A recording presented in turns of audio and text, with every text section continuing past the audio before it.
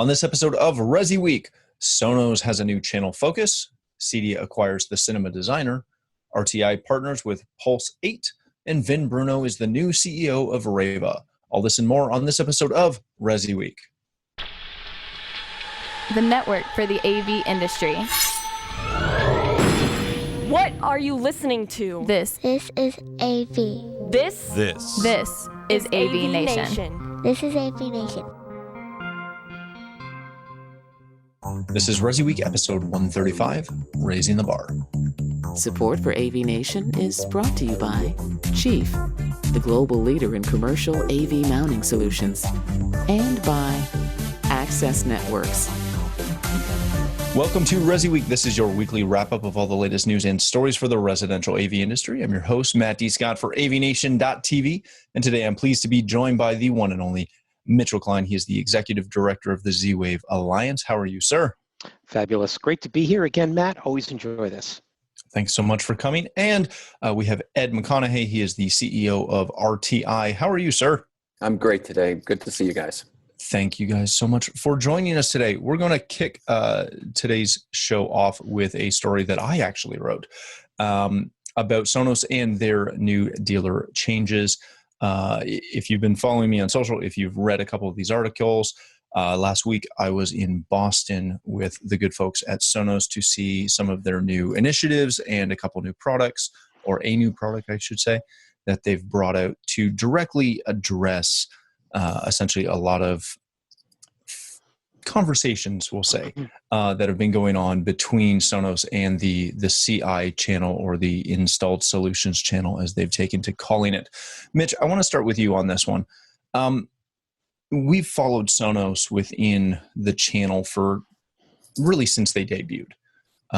They've kind of been in and out of going to market through our channel, through retail, back to our channel, etc. There's a history there. When you look at what they've announced this past week, some of the products, some of the initiatives, have they done enough to really continue to grow that relationship within the channel, or is this still not there yet? Oh, wow. First of all, hey, I was in Boston too. Anyway. I didn't call him because I was on a very tight schedule. I'm sorry. That's what I apologize. I get it. It's okay. You don't forgive me. It's fine. Truly, I'm not hurt. I'll bring tissues to the show. Honestly, I have to say I'm really thrilled what SONOS is doing on a couple of different levels. I mean, number one, I love the validation of the channel. It's something that, over the last several years, there's been cries of the channel's going to die, it's going to shrink. Now, CEDIA has constantly said, no, look, our business is up, our members are up, but now we're seeing a company like SONOS that's really done an amazingly great job of taking this audio stuff and putting it in to do-it-yourself in retail stores. And yet still their validation of what they came out with and the way they did it by going and meeting with all the different dealers around the country is awesome. And I think it has significant implications, positive implications for the channel, and of course for Ed and his team and for others that really do focus on the integrated channel. Did they doing too little too late? Absolutely not. I think it took them a while to get here, but I don't care.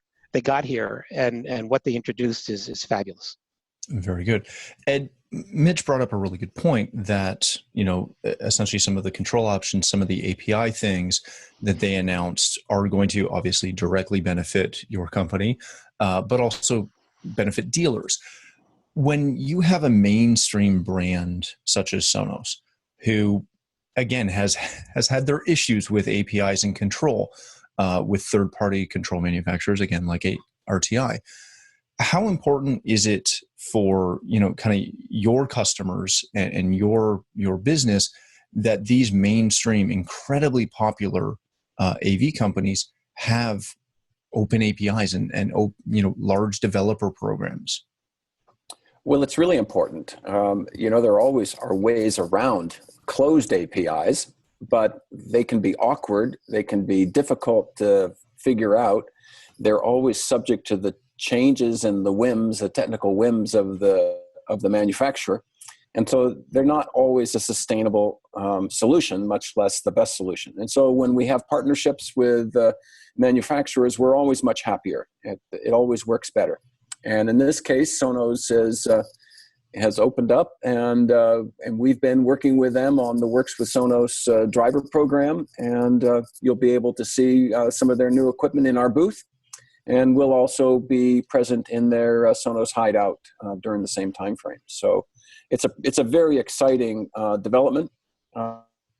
It's good when the kinds of things that the consuming public wants is available in ways that can be nicely integrated into the solution, and having something that's suited for the professional integrator, I think it just takes us up a whole nother notch. Very good. Yeah, Matt, as we look at this, going forward, Sonos went public, and there's another company with the number 4 on it that went public that has demonstrated that the overall public market has a thirst for what they do for this channel. And I think this is the tip of the iceberg of what we're going to see from Sonos, and we can start speculating, but you can see where I'm going with the thought. Very much. Let me ask either one of you one quick follow-up on this. Reading the comments, which as a someone who writes an article or covers an event, you never should read your own comments. But because I did, and I'm that kind of guy, reading some of our channel's responses, there really seems to be a large divide between people who are super pro this product and some of these moves, and people who are very, oh no, it's not enough, I needed all of this other stuff. Does that kind of conversation, is that a true representation of the large or the occasionally seemingly large divide within the community of the ultra high end versus the middle of the road? Or am I reading too much into this? I think you're reading a lot into it, and I think a lot of the dealers don't truly understand what it takes to get products into the marketplace from the time you say, hey, let's do it, to the time you do it. And if you look at Sonos's track record, that they're going to put a product out there that's going to have a very long life cycle, then you're very careful about just simply jumping in and throwing things out there. I know from personal experience, having spent a bit of time with the Sonos folks years ago, that an official API was on their list for quite some time. But you don't just do it and throw it out there. And I know Ed's worked with them, so probably have a little bit more insight into the specifics of it. But I think those dealers that say, hey, I need this and this, and you didn't do this and this, they just don't understand the process of what it's going to take to get some really solid stuff out there. And I know Ed can speak to that too. Very good. I would, and I think the only thing that would make them scream louder than why isn't it here yet, or why can't it do everything I want it to do, the only thing that would make them squeak louder than that would be if what was launched didn't work and the dealers would have problems with it. It doesn't take very many bad tastes to wipe out a whole bunch of good feeling. Very good. All right, gentlemen, let's move on to our next story of the day. This comes to us from Residential Systems. CEDIA has acquired the Cinema Designer. If you don't know what the Cinema Designer, which is now being rebranded as the CEDIA Designer, it was a piece of software created by Guy Singleton and his team. It launched back in 2016. Essentially, it is a design tool. You go online, you put in the specs for your room that you're trying to create. You start to select the manufacturers or the products that you're looking for, and this does the majority of the complex math for you and gives you a really nice render so that you can go in and present that to your clients. Ed, I want to start with you on this one. This has been a very well-received piece of software within the market. It's something that everyone I know who's either paid to use it or done a demo of it really just loves this thing. It allows you to put together essentially a true cinema or media room proposal incredibly quickly. What does this mean to your average CEDIA member to now have access to, again, the entry level of this included with their membership benefit? What does it mean to them from a business standpoint? I think a tool like this can democratize the space. Not all integrators, not all dealers have equal skills in performing the market and the sales and promotion kinds of activities to their customers. There are some who are clearly very talented and do a nice job, but there are a large number of smallish firms that don't have the resources, maybe haven't had the background.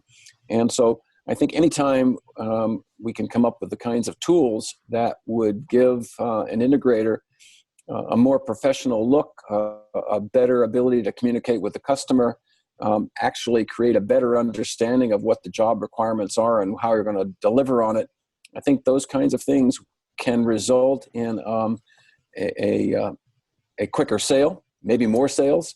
And ultimately, if that understanding is clearer about what the outcomes are going to be, because there are pictures and very clear descriptions of what's going to happen, I think we can end up with a happier result. Customers aren't going to be as surprised by what they got or didn't get. Very good. Mitch, Ed mentioned a couple really good things, and we kind of had a pre-show conversation a little bit about this. He mentioned that this kind of can, to a degree, level the playing field. If you're a firm that maybe doesn't have a dedicated designer and the resources to always create this manually, this gives you the opportunity to do that. On the flip side, there may be people who say, well, you don't really understand what is going into this. You just entered stuff into a program and all of a sudden you have a result. Is it something that is going to make competition easier, harder? Like, normally I would say that this will allow CEDIA members to differentiate really easily with people who aren't CEDIA members. What does it mean for CEDIA members who maybe are both CEDIA members competing on the same bid? I think you answered it. No, I'm kidding. No. Well, okay. First of all, just because you have the software doesn't mean you can walk the walk. Okay, you can talk it, but doesn't mean you can walk it. My feeling is those who use it will have a better chance of success, like Ed said, of delivering a positive end result. Much better than not having it. And if I'm a company that has my own designers and I'm competing with someone else who just launches his software, if I can't differentiate myself because he's got software and I got people, then maybe I should just get rid of the people and just do the software. So really, it's not because you have software you can compete with me. It's not. What it says is because you have software, you can do a better job. And I think that's the bottom line. And it raises the bar for the deliverables for CEDIA. It addresses that high end. It gives everyone a good experience. And I'd love to see more software like that coming out. Very good. Mitch makes a good point. I think that there are a lot of tools in the marketplace, programs, design tools, other kinds of technologies that enable people to speed up or supplement the work they're doing. But ultimately, there's no substitute for the human brain and the ingenuity and the creativeness of that designer or programmer. And ultimately, I think that homeowners and business owners who want to have office and home automation systems also want an interesting solution, a customization, a creative capability that represents their home, their personality, their whatever. And so even if you have a tool like Cinema Designer, to really differentiate yourself as a dealer, to really push your brand forward, you've got to figure out ways to add your own personal touch, your own creativity to it. Mm-hmm. It isn't really all stick it in and it comes out. There's really a talent to be used there. Very good. All right, gentlemen, let's go to our next story of the day. This comes to us from the AV Network. RTI and Pulse 8 have formed a strategic partnership. And this is one of the things that makes me very happy that we have Ed here. Essentially, if you don't know Pulse 8, they are a developer of AV control and distribution systems based out of the UK. And this partnership will bring their video distribution tech to essentially the Americas under the RTI brand. Ed, this is something that you guys at RTI have been doing the last little bit. One of the last times you and I talked, you had brought in some commercial products that, again, are now under the brand and giving a lot of meeting room technology and things such as that, mm-hmm. directly branded with RTI and made by RTI now. What is bringing in the Pulse 8 line of things due to your expanded product line? and offer for your dealers? Well, when we rolled the AV line out in January, we brought it with product that was available leads we could get to market in a timely manner. But there were shortcomings with some of that. When you're acquiring product and rebranding it, sometimes it looks like other people's products. Sometimes it doesn't have the tight integration you want. Sometimes it has issues. Maybe it's not as advanced in the technology as you'd like it to be. And while we believe that we should surf the technology waves as they evolve, well, we believe that. And so we saw Pulse 8 as an interesting opportunity to do two things. One is to get off of one wave and get on the new wave. This Pulse 8 line of product is a very advanced set of product based upon all the latest standards and protocols, which was very interesting to us. So it was already time to refresh parts of our video distribution lineup, and this solves that need to modernize. The second thing that was very interesting to us is that the Pulse 8 line has very sophisticated diagnostics, monitoring, and context-aware capabilities, which fit quite nicely into our RTIQ monitoring software packages and our Apex programming software. And so the opportunities to come out of the gate with tightly integrated software was particularly interesting to us. And ultimately, going forward, I think it's the integration that's going to be the winner here. The technology is terrific, but the integration and ease of programming is going to be terrific. Very good. Mitch, Ed brought up and really focused on the integration side and the diagnostic side. This is a trend that we continue to see. No one wants to, or integrators don't want to buy any box that they can't monitor, pull some form of information from, specifically remotely. Are we to the stage where if you sell just a basic box, no one really wants to buy it if they can't get that diagnostic back from it? Yes. And there's more. No, there's more to it than that. So first of all, the term that I heard, and I've been seeing it more and more, is tight integration. And I think monitoring, yes, we'll get to that in a second. But the tight integration thing is the killer app, if you will. I'm seeing that with other brands as well. You know, we talked about APIs a little bit earlier. You know, that's okay. It's very limited and requires a lot of work on the part of the dealer more often than not, which is better than writing a driver, which is better than not being able to do anything. So, you know, you kind of have your hierarchy. But the tight integration, to me, that's the home run. And the fact that you can also now do diagnostics, you can get notifications and do monitoring, that's critical too. It truly minimizes the most expensive piece that dealers are constantly wrestling with, which is truck rolls and servicing. And so the more that they can address before ever having to roll a truck or send a technician is huge. And so, you know, I give a huge credit to RTI for setting this up. And again, we're seeing this across a lot of other brands as well. The tight integration, whether you acquire them or not, the fact is if it's tightly integrated and then you add on that monitoring capability, that's your home run right there. Very good. All right, gentlemen, let's go to our last story of the day, and we'll kind of stay on the thread of home theaters and things such as that. This comes to us from CE Pro. Vin Bruno was named, or has been named, the Rayva CEO, the former Crestron exec, and the former CEO of CEDIA, who had a stint with Alltech Pro, is now the CEO for Rayva. If you don't know Rayva, they are a company that designs, again, theaters, and can provide you as an integrator with essentially a list of products and even supply you products if you don't have access to specific models and things such as that, so that you can have a turnkey, very good looking, good quality, properly engineered theater, specifically from the minds of Theo. Mitch, I want to start with you on this. We're seeing, again, a lot more of these service type firms grow. We're seeing, you know, Rayva has seemed to have some great success within the channel.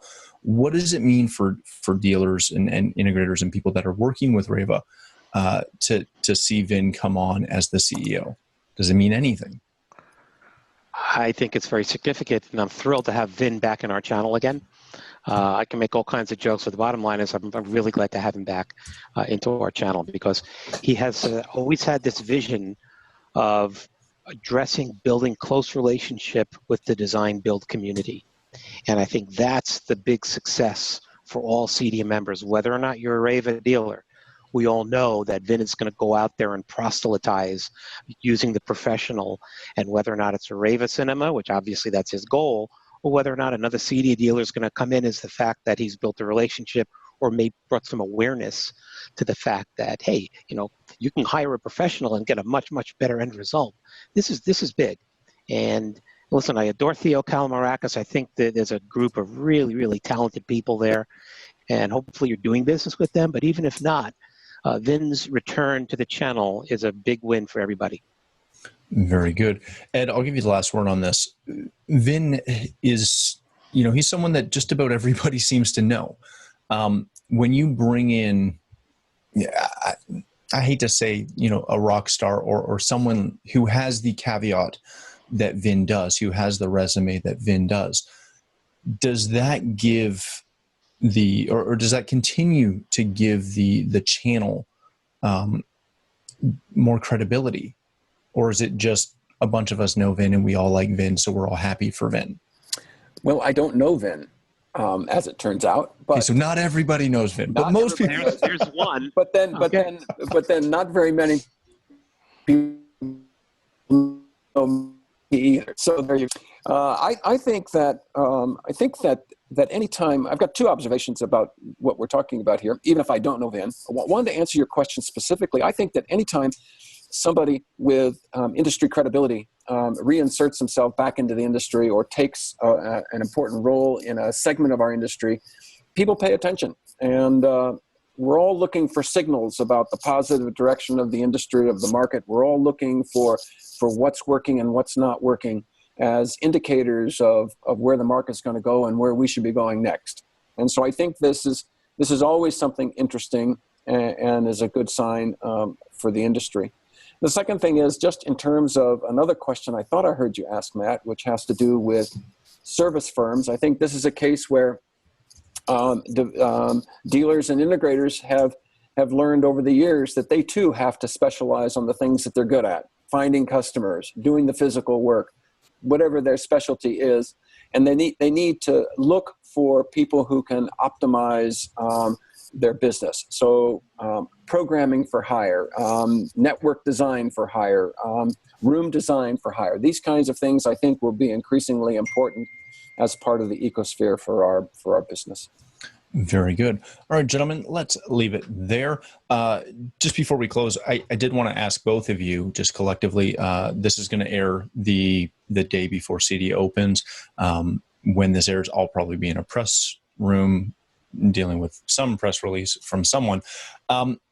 With CEDIA around the corner, this is going to be the first show that Emerald Expositions is running completely, and CEDIA is not running. What are you gentlemen looking forward to? What are you excited about? What's your feeling going into this show? Well, I'll start with that one if you'd like. I mean, I'm certainly very optimistic in terms of just even some of the small additions they've made this year, just by putting a stage right in the middle of the show floor.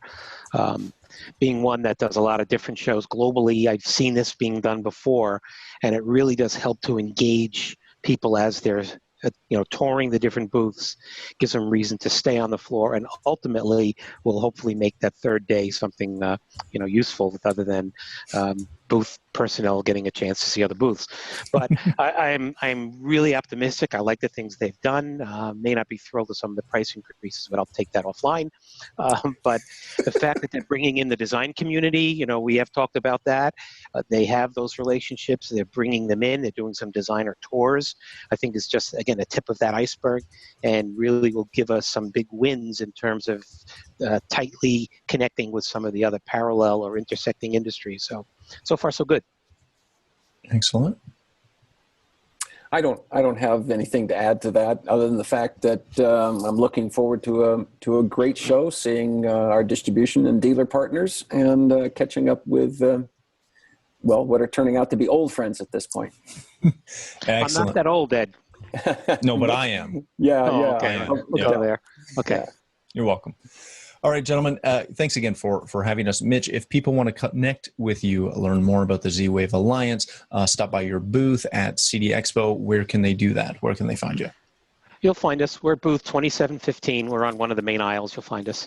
I can be reached, Mitch at zwavealliance.org. There is a hyphen between Z and Wave. Or you can just simply tweet at me or follow me at Mitchell_Klein. And I look forward to seeing as many of you as possible over the next week. Excellent. Ed, thanks so much for joining us today. If people want to connect with you, learn more about RTI, all the new products, etc., or visit you on the show floor, where can they do that?